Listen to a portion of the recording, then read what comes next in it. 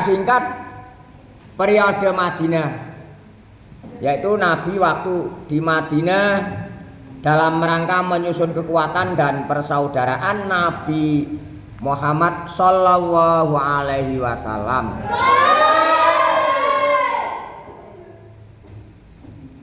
mempersaudarakan sahabat Muhajirin dan Ansor. Muhajirin itu adalah sahabat yang asal mulanya penduduk Mekah pindah ke Madinah.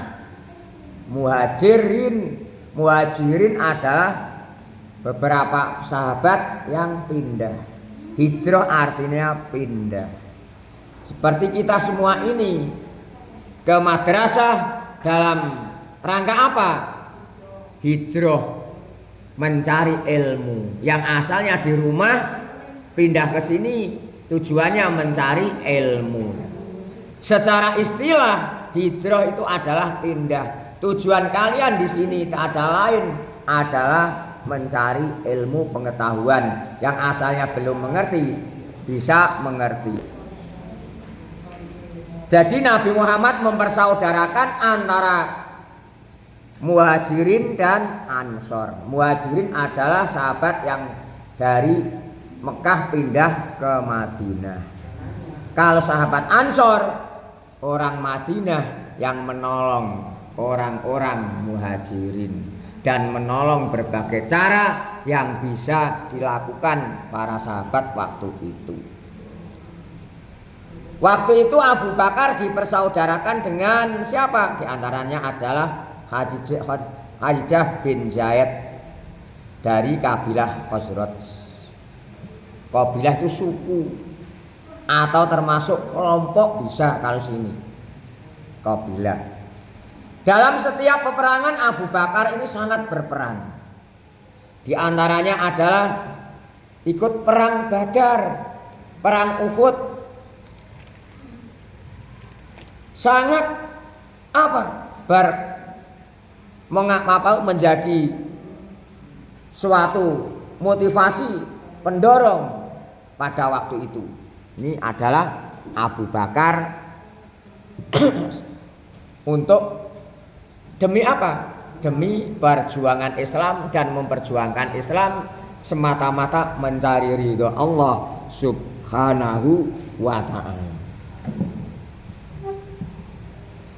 Perang Badar ini terjadi pada tanggal berapa? Pada tanggal 17 Ramadan. 17 Ramadan pada tahun 2 Hijriah. Pada tahun 2 Hijriah sudah ada perang Badar. Mengapa dinamakan perang Badar? Karena di Lembah.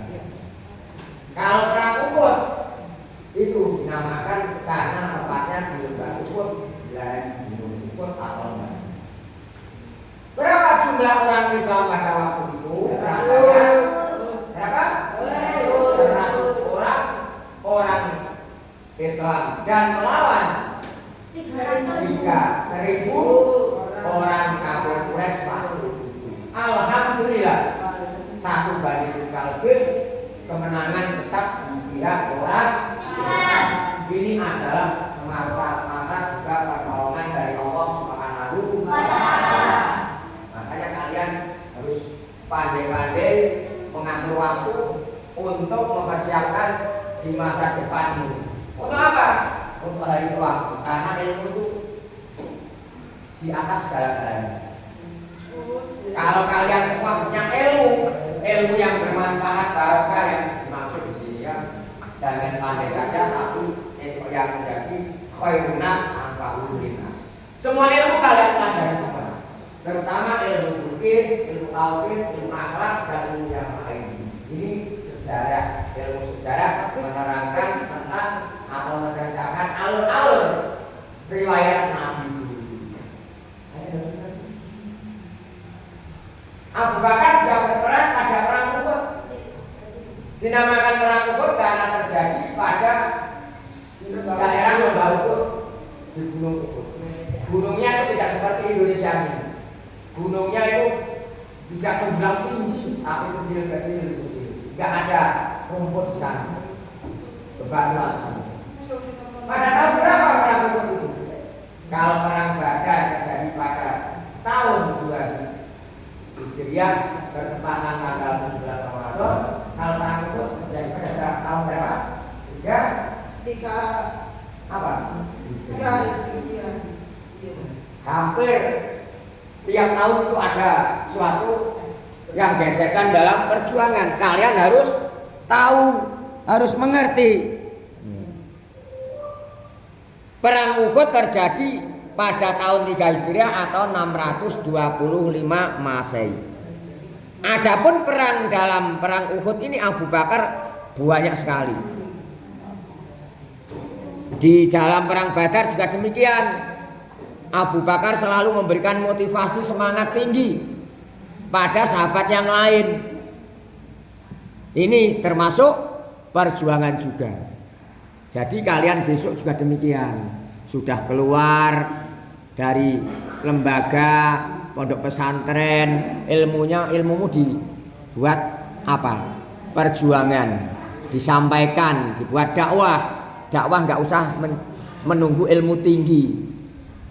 Apa yang dibutuhkan orang lain sampaikanlah, itu adalah merupakan sedekah jariah lewat ilmu pengetahuan. Dengan catatan semata-mata mencari ridho Allah. Nah, ini diantaranya motivasi Abu Bakar banyak sekali dalam perang Badar ini, memberikan motivasi semangat kepada pasukan muslim untuk mencapai kemenangan. Meski jumlah pasukan tidak seimbang karena 100 lawan 1000, tapi alhamdulillah dengan pertolongan Allah maka kemenangan di pihak orang Islam. Membesarkan hati Nabi juga semangat. Mulai dari perjalanan hijrah, Abu Bakar selalu mendampingi, bahkan bersembunyi di gua. Juga Abu Bakar yang terdahulu memasuki gua dan sebagainya, karena dicurahkan sepenuhnya untuk perjuangan agamanya Allah Subhanahu wa ta'ala. Bahwa Allah akan selalu mengabulkan doa-doanya.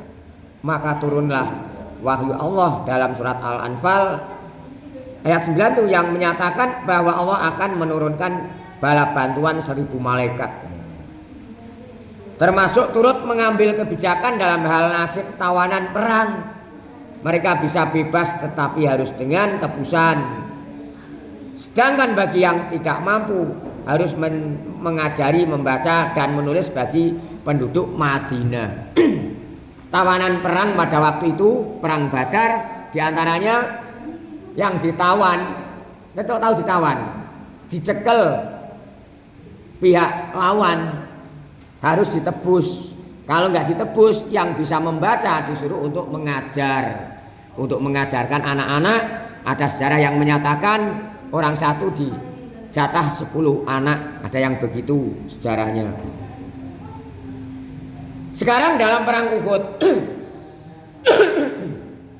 dalam perang Uhud juga sangat berperan Abu Bakar ini.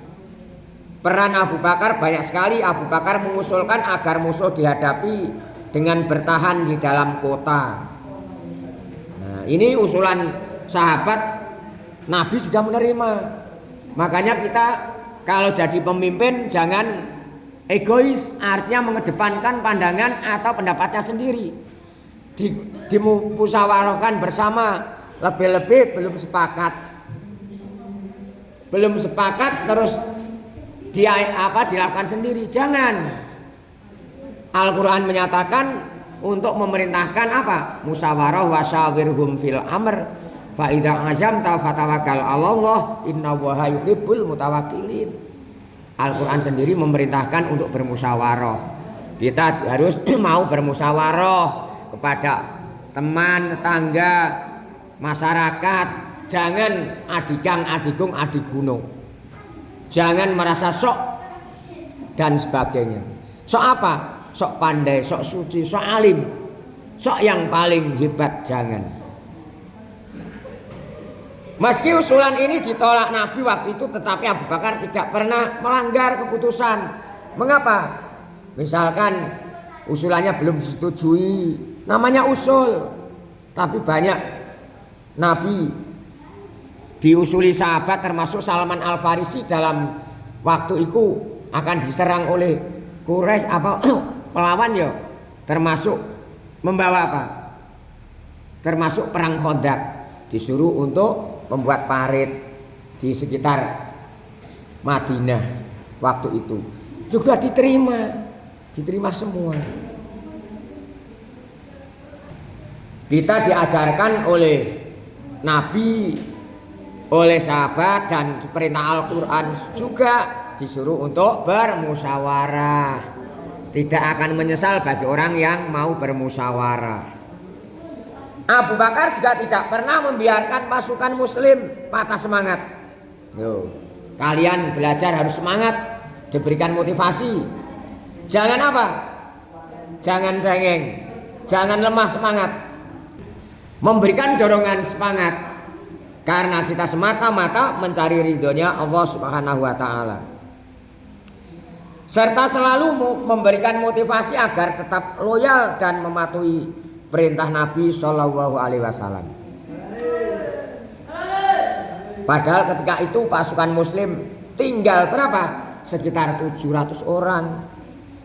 Karena pengaruh hasutan yang namanya Abdullah bin Ubay.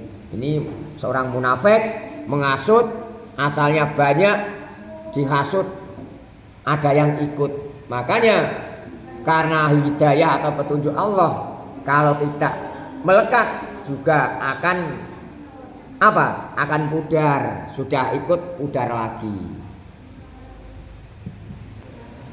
Makanya kita berjuang harus membutuhkan kesabaran, membutuhkan waktu, membutuhkan proses. Cari ilmu juga demikian, mencari ilmu seperti kalian semua ini. Tidak terus langsung pandai ilmunya banyak. Ilmu itu harus dipelajari. Al ilmu bita'alum, ilmu harus dengan cara belajar. Kalau orang yang ingin pandai tapi tidak apa? Tidak mau belajar, berarti dikatakan apa? Ilmu itu ada dengan dipelajari. Belajar. Semangat tinggi.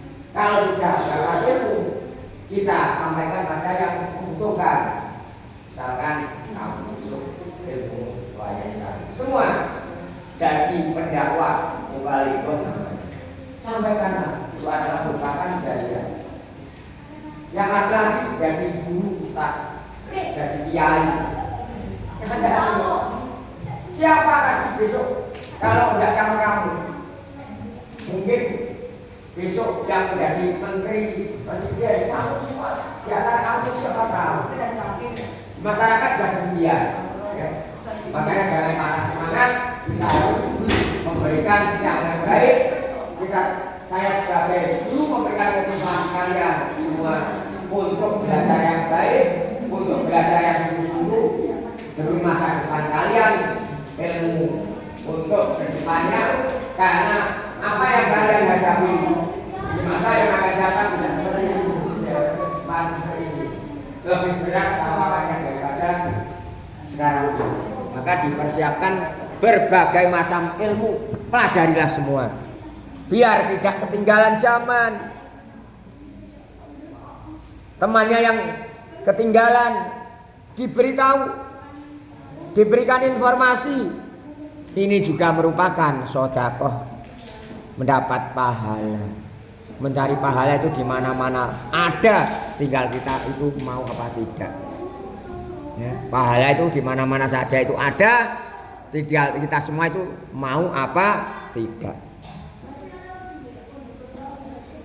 Abu Bakar juga tegas dalam membela kehormatan Nabi. Dari hinaan siapapun pernah Abu Bakar menampar bin Syah, seorang berkebangsaan Yahudi. Karena apa? Mengganggu Nabi. Jelas dan gamblang. Tidak pernah ketinggalan dalam melawan bangsa Yahudi. Ditunjukkan oleh Nabi sebagai imam sholatnya. Nabi waktu tidak bisa mengimami di masjid, digantikan siapa? Abu Bakar. Abu Bakar lalu yang bisa menggantikan setelah kepemimpinan Nabi, yaitu termasuk Khulafaur Rasyidin, yaitu ada 4: Abu Bakar, Umar, Utsman, Ali. Terbentuknya Khulafaur Rasyidin adalah setelah Nabi wafat. Khulafaur Rasyidin adalah pemimpin yang mendapatkan petunjuk yang bijaksana. Yang bisa digantikan adalah tentang apa? Termasuk pemimpin negara. Tapi yang risalah ini tidak bisa digantikan, kenabian ini nggak bisa.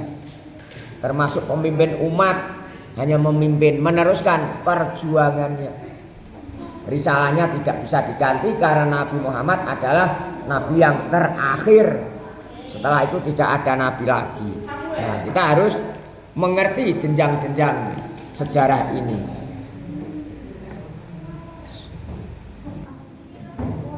Proses pengangkatan Abu Bakar As-Siddiq sebagai khalifah. Khalifah itu adalah seorang pengganti. Rasulullah Shallallahu Alaihi Wasallam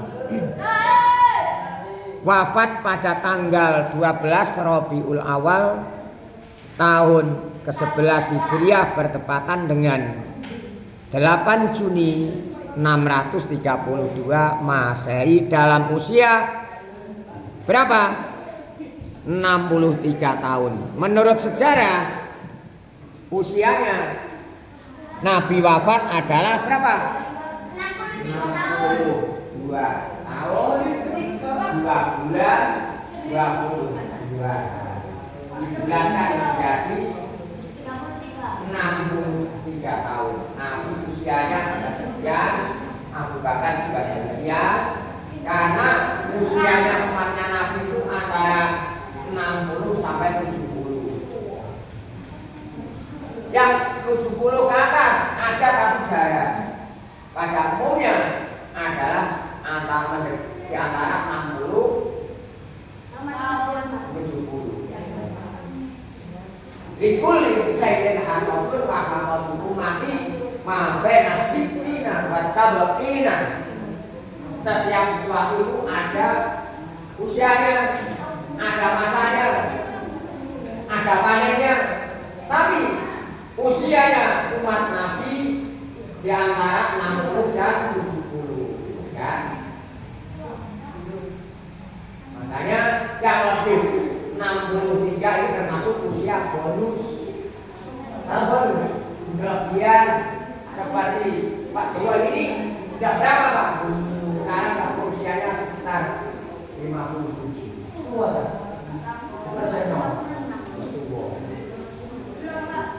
Usia sekarang Pak Dewa pada saat ini tahun 2025 ini sudah mencapai 50 tahun.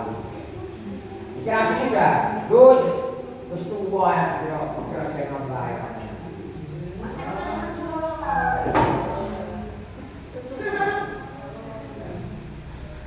Nabi Muhammad pada waktu itu dilahirkan tanggal berapa tadi? 12 Rabiul Awal. Tahunnya tahun gajah. Mengapa tahun gajah? Karena ada pasukan Abroah dari Yaman akan menggempur Ka'bah.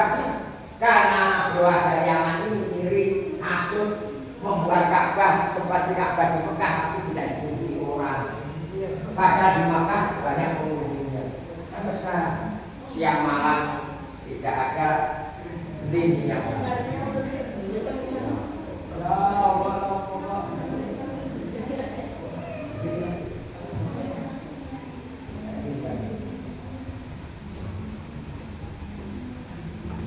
tahun gajah, tapi pada waktu itu semuanya binasa. Berapa pasukannya? 60.000 pasukan bertentara gajah. Akhirnya apa? Hancur bagaikan daun yang dimakan ular berserakan. Raja Abdullah lari pada waktu itu. Lari kemana? Melarikan diri karena sudah kena batu yang dibawa oleh gunung Nabawi. Akhirnya mati juga.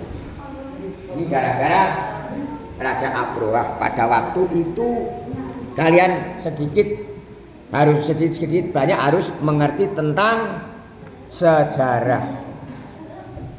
sejarahnya Nabi Shallallahu Alaihi Wasallam. Tahunnya pada tahun berapa?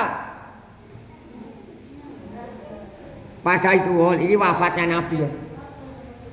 Wafatnya itu juga hari apa? Termasuk tanggal 12 Rabiul Awal tahun 11 Hijriah. Kalau lahirnya pada hari Senin tanggal 12 Rabiul Awal. Dalam usia berapa? 63. Tak berselang lama keadaan kaum muslimin yang belum siap kehilangan beliau itu menjadi kacau.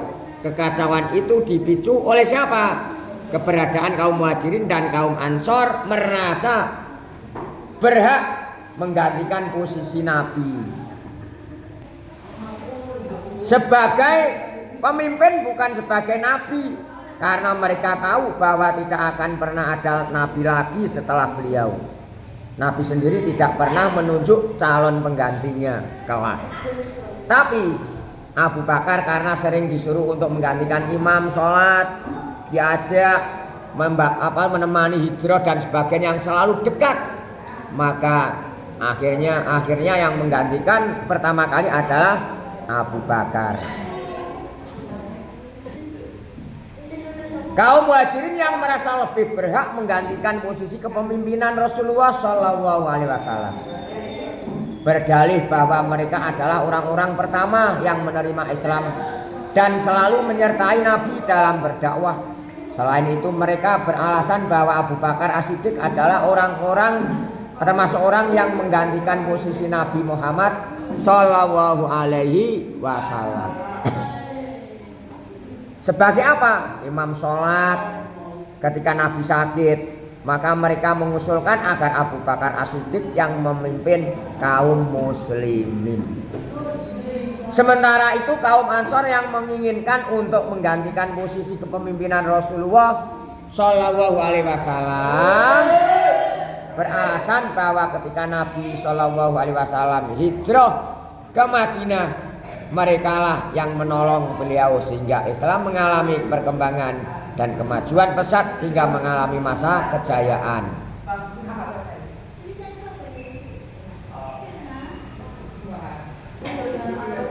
Maka kaum Ansor menunjuk siapa? Sa'ad bin Ubadah agar menggantikan posisi Nabi Muhammad Shallallahu Alaihi Wasallam. Mendapati persoalan itu, Umar bin Khattab memberikan solusi dan alasan yang masuk akal sehingga kaum yang berselisih itu dapat reda dan permasalahan dapat dipecahkan dengan damai. Alasan dan pendapat Umar bin Khattab yang berhak menggantikan posisi Nabi Shallallahu Alaihi Wasallam sebagai pemimpin adalah orang-orang Quraisy sebagai bangsa leluhur Nabi Shallallahu Alaihi Wasallam. Akhirnya Umar bin Khattab adalah menegaskan bahwa orang yang pantas mengganti kepemimpinan Nabi Muhammad siapa? Adalah Abu Bakar As-Siddiq. Setelah pendapat Umar tersebut diterima kedua belah pihak, maka Umar bin Khattab kemudian membaiat Abu Bakar As-Siddiq menjadi khalifah dan diikuti semua umat Islam. Inilah diantara sejarah singkat periode Madinah. Walaupun tidak lengkap, tapi kita mengerti dan kita tahu tentang sejarahnya Nabi periode Madinah. Semoga kita mendapatkan ilmu yang bermanfaat, barokah, serta mendapatkan ridho Allah. Amin ya rabbal alamin.